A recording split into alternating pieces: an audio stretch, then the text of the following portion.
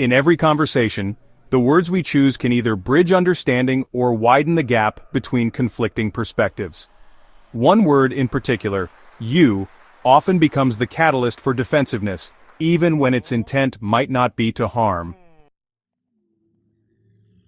Unintentionally, the use of you can transform a dialogue into a battleground, where people feel targeted rather than heard. When we use the second-person pronoun, we direct responsibility squarely at our conversational partner. In disagreements, phrases like "you never listen" or "you always do this" force the listener to assume the role of the problem, rather than fostering collaborative problem-solving. This accusatory approach signals to the other person that they are being blamed, creating an immediate defensive reaction. Rather than exploring mutual responsibility, the focus shifts solely onto you, an isolated target of criticism that can shut down open, reflective conversation. This defensive stance is not just a fleeting emotional reaction. Research in communication dynamics and psychology shows that a focus on you can escalate conflicts. When one party feels unfairly singled out, their natural response is to protect their self-identity, often by counterattacking or withdrawing. This reaction quickly spirals into a cycle of blame and defensiveness, where every statement becomes a trigger. Instead of allowing room for vulnerability and mutual understanding, the dialogue transforms into a verbal tug-of-war, a cycle that rarely leads to resolution or growth.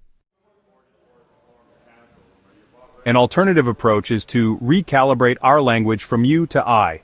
When we express our feelings and experiences using I statements, we take ownership of our emotions and invite empathy rather than conflict.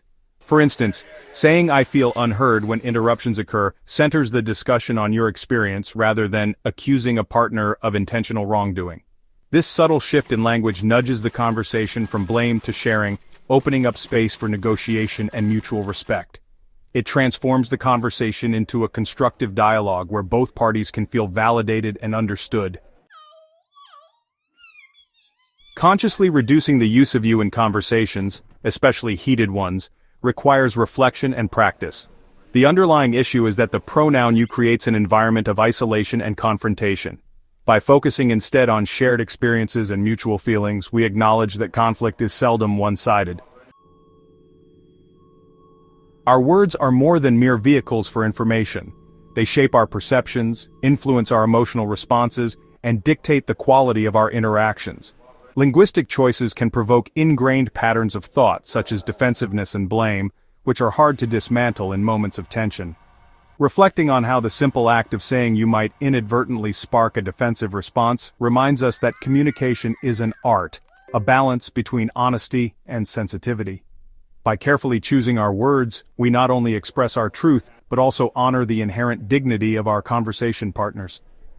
Research on interpersonal communication, especially that stemming from Albert Mehrabian's work, often cites the statistic that when conveying feelings or attitudes, only about 7% of the message is delivered through the actual words, verbal language, while 38% comes from tone of voice and 55% from body language and facial expressions.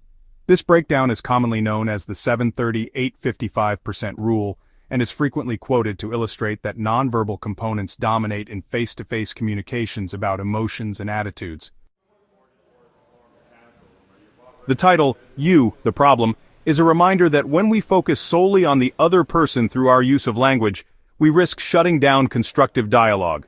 By shifting from accusatory you statements to more inclusive I statements, we embrace a style of communication that fosters empathy, shared responsibility, and ultimately, connection. In every interaction, mindful language can bridge differences rather than deepen divides, joining hearts and minds in the quest for genuine understanding. Stepping back from habitual language patterns and engaging more thoughtfully may not resolve every disagreement immediately, but it opens the door to deeper, more respectful conversations.